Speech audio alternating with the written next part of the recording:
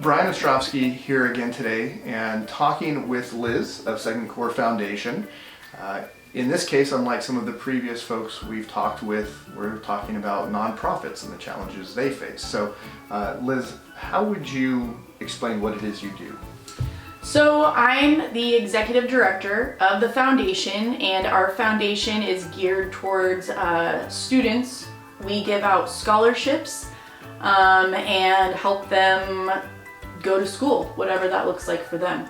So we do the full range. We've had kids go to Berklee School of Music back in the on the East Coast.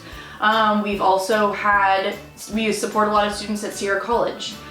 We support tech schools, and if you just need to go to an online school, so we just, private Christian colleges, all of them. We don't really So just something to advance. Is it, does it have to be tied to career advancement, or could it be personal interest? Yeah, no, it can definitely be both, and a lot of, we don't have like a specific major that we support, so we've had students who are interested in cooking and baking and culinary, you know, all the way to, we support a girl right now at Sierra College who's doing fire science, and she wants to, you know, go and be a firefighter.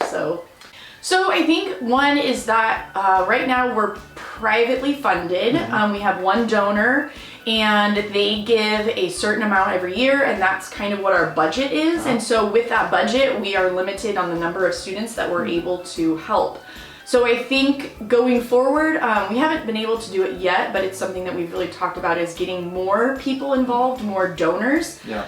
Because obviously the more donors we have, the more students we can help.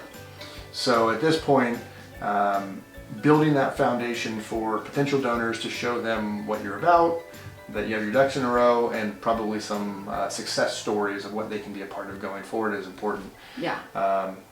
Okay, so we'll take a few minutes, we'll put together a plan to do that, we'll create the first post about that, and then we'll talk about it again.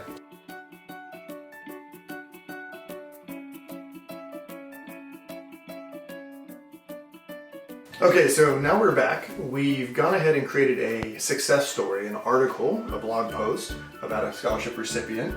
We highlighted someone who is doing the fire safety program.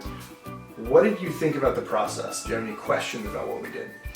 It was pretty straightforward. I appreciated the handout that kind of gave like extra notes, because that for me is like, okay, let's break it down and make it even, like, just tell me what to do. Yeah. Well, in your case, you had an application, right? Yeah. So most of what we did pulled out of their application. So the message here is, well, not everybody will have an application to draw from. Pull it out of real life. You don't have to invent anything new. So is this something you feel like you can do on your own and make it part of your practice? Definitely, yeah. How much time will you plan to set aside to, you know, do the post? And I think all in all, like, if I did it and got, you know, pictures and maybe asked like a few questions to some of our applicants and stuff, I could probably get it done in maybe like 30 minutes, an hour, once a month. I don't think it would take that much time. Yeah. Does that feel like it fits into your work schedule? I could probably do that, yeah. Okay.